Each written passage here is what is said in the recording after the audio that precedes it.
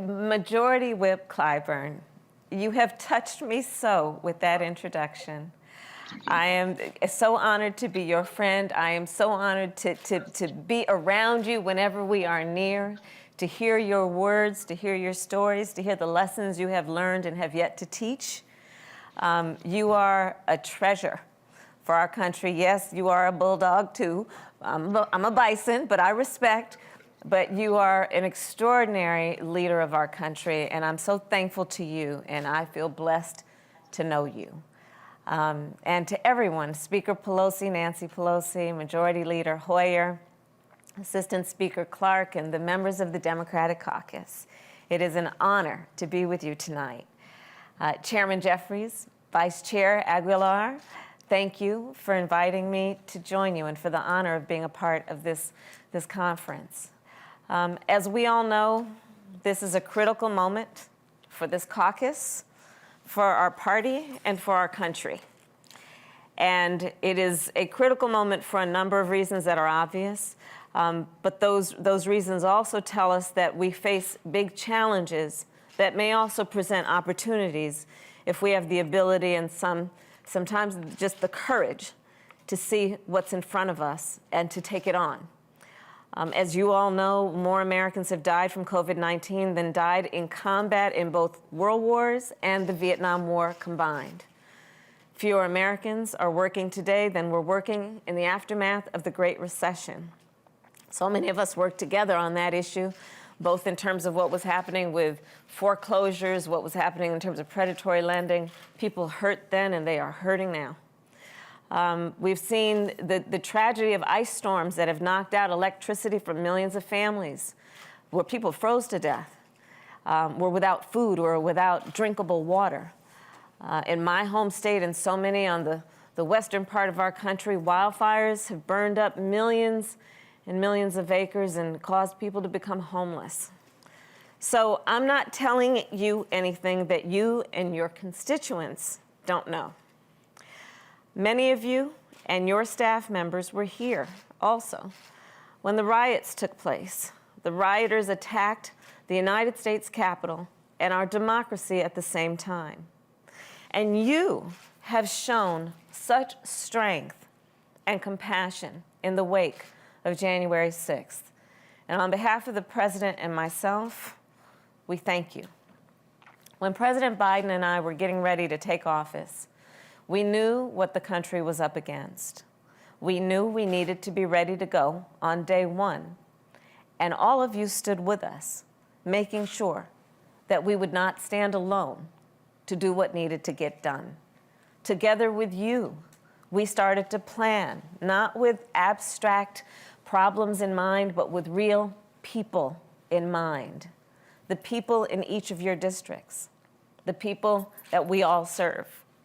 The frontline workers who hold their breath from the time they leave home to the time they leave work, praying that their family stays healthy. The small business owners who keep changing their business model again and again, still feel like they may have to close their doors. They are innovative, they are trying, and still yet they don't know if they can remain open or open again. The women who are juggling so many responsibilities at work and at home, and women who wish they just had a job at all. The students in rural America who are attending school virtually without a decent interconnection, if they have one at all.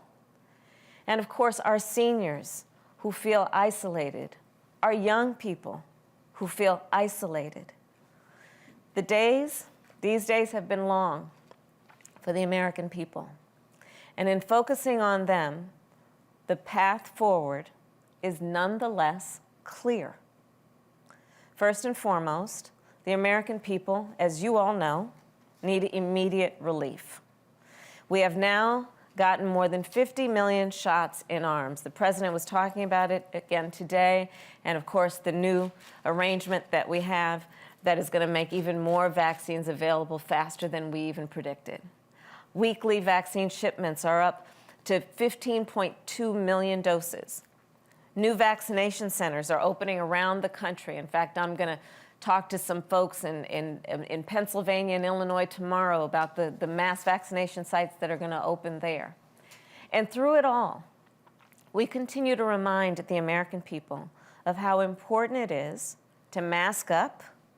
Yes, real leaders agree people still need to mask up and stay distanced. And I guess the point that I'm making on that, given the news that we heard today, is the significance of you as national leaders. You represent your constituents in your district, but you also represent the country. And you've been extraordinary in that leadership. And so I want to thank you on behalf of the President for the most recent incredible work that you have done to meet the needs of the American people, to see their needs and to hear their voices when you, as members of the House Representative, passed, as Democratic members of the House Representative, passed the American Rescue Plan.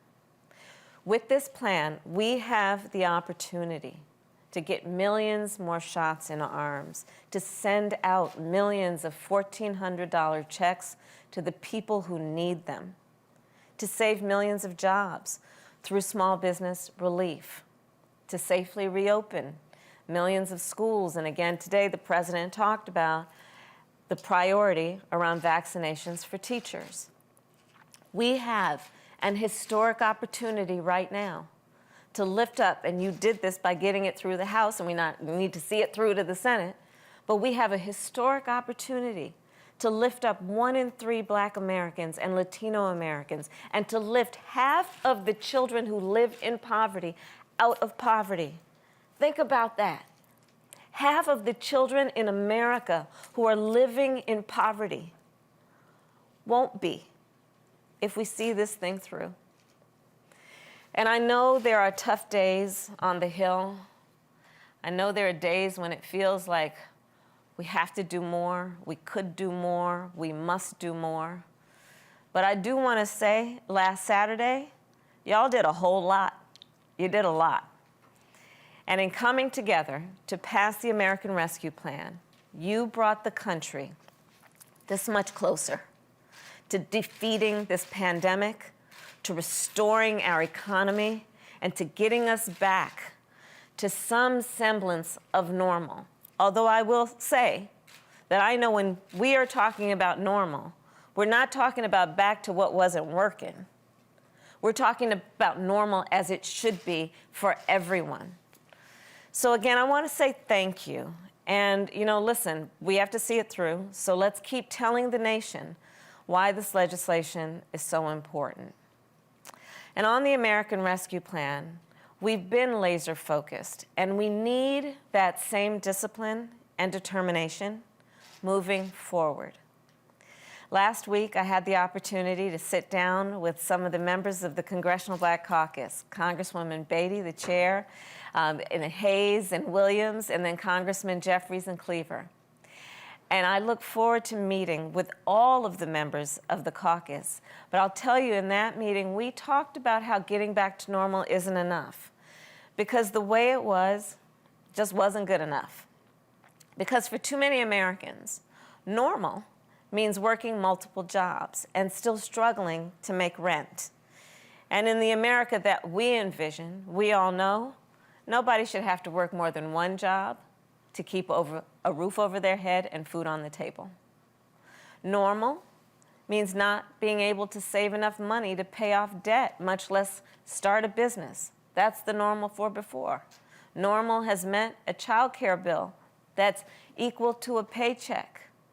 The truth is, inequity has become the norm, and the pandemic has been an accelerator. It has accelerated the flaws and the fissures and the failures in our systems and in our structures. So the work in front of us is to fix those problems, to call them for what they are, to be clear-eyed, to speak the truth, and then to fix the problems. And it's an incredible opportunity if you think about it. For so long, we have talked about creating an economy that works for all. And part of the opportunity of this moment is to know that now we have a chance to do it. or at least get closer to it. We just need to have the courage as individuals, as leaders, and as a country to be bold, and the courage to go big, and the courage to see what can be, what should be, unburdened by what has been. So there is one area on this point that I'd like to focus on, among the many that deserve focus, but one area, we are in the month of March, that I'd like to focus on today. And that is the topic, the issue, the national emergency about women in the workforce. So Congresswomen Rosa DeLauro and Barbara Lee were generous enough to meet with me and Senators Murray, Cortez Masto, and some of the other women leaders recently. And in that meeting, we talked about the challenges that women face right now between mass job loss, small business closures, and a lack of childcare. We also talked about how these challenges, while acute in this moment, are not new. As many of you may know, my mother, God rest her soul, was a scientist. She was a breast cancer researcher. My mother had two goals in her life: to raise her two daughters and breast cancer. And every weekday, and on many weekends, if not most, she went to work in the lab. And when she did, my mother would go to work, and my sister Maya and I would walk 2 houses down to the home of Mrs. Regina Shelton from Louisiana, who became a second mother to us. Without the care Mrs. Shelton provided, my mother would not have been able to go to work. My mother thanked Miss Shelton every day. Without the care Mrs. Shelton provided, my mother would not have been able to make the contributions she did to help find a cure for breast cancer. And I'm sharing this with you all to make a point, which is a lived point for so many of us. For women, childcare has often been a prerequisite for work. And for many other women, childcare is their work. So we need to take a 360 view of women in the workforce. And as I think about it, think about a whole new ecosystem. Think about it as a cycle, starting with childcare. So let's make sure childcare is available everywhere, including in rural America and all of those childcare deserts. And we need to make childcare affordable for everyone. In doing that, we also have to think about childcare workers, because of course, that's how we have the childcare we need in most situations, especially if you don't have the blessing as a working woman or parent of Mrs. Shelton living 2 doors down. And let's make sure that these childcare workers and all workers are paid fairly and are treated with dignity and treated with respect. And finally, we know that a lot of childcare centers, okay, because here's what I'm talking about in terms of the cycle and the circle of it all. And we know that many childcare centers are owned by women. So we are talking, yes, about women-owned small businesses. So let's think about how we are supporting women entrepreneurs and giving them the support they need so their business can survive and thrive. And in that way, let's make sure that as our public policy around women in the workforce grows, that we also pay attention to equal access to capital.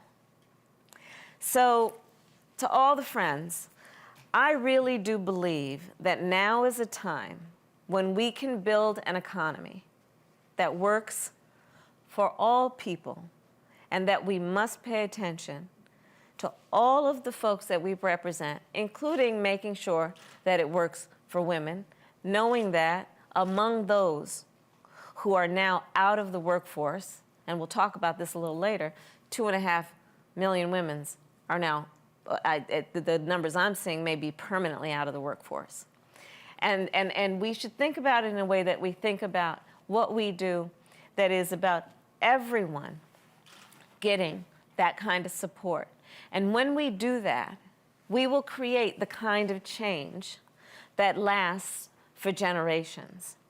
And you know, I'll tell you, having been the first woman in most of my jobs, people have often asked me to talk about women's issues. You know, these reporters will come up to you. It's a, you know, I guess they think it's the original question. Tell us about women's issues, they'd say. And I always look at them and I say, you know what? I am so glad you want to talk about the economy. Because that's the truth, isn't it? When we recognize the inequities, when we lift up the economic status of women, let's realize when we lift up the economic status of women, we lift up the economic status of families and communities, and all of society benefits. So there are those who will continue to say that what we're doing now is too big and too bold. I would remind them that our nation is at its best when we do big things. Think about it. The New Deal, the Great Society. In America, when we shoot for the moon, we plant our flag on it. And for those of us here today, it is important to remember that for the first time in a decade, Democrats have a majority in the House, Democrats have a majority in the Senate, and Democrats are in the White House. And some of us have never experienced this before, but let's own it by working with Republicans when we can and by driving ahead when we must. We won't have complete agreement on everything. In a democracy, that's always the case. The Speaker and I agree that diversity is our strength and unity is our power. We've all heard her say that so many times, and it couldn't be more true. So let's not let this moment pass us by. We have the responsibility and the ability and the wherewithal and the commitment and the conviction to confront the crises that are before us now. And we have the opportunity to create lasting change for generations to come. Because again, we are talking about looking at the systems, looking at the inequities, and seeing this moment of crisis as a way to finally fix the flaws and the failures and the fissures. So let's seize this moment, knowing the people will feel it when we do. If we seize this moment, history is going to remember. And the last point I'll make is that the President and I look forward to partnering with you in the days ahead. We are so thankful for the work you tirelessly do every day. You have been holding it down, as Whip Clyburn said, these last 4 years being a voice of conscience, a voice of clarity, truth-telling, and we thank you so much. Let's do this together, and may God bless you, and may God bless the United States of America. Thank you all.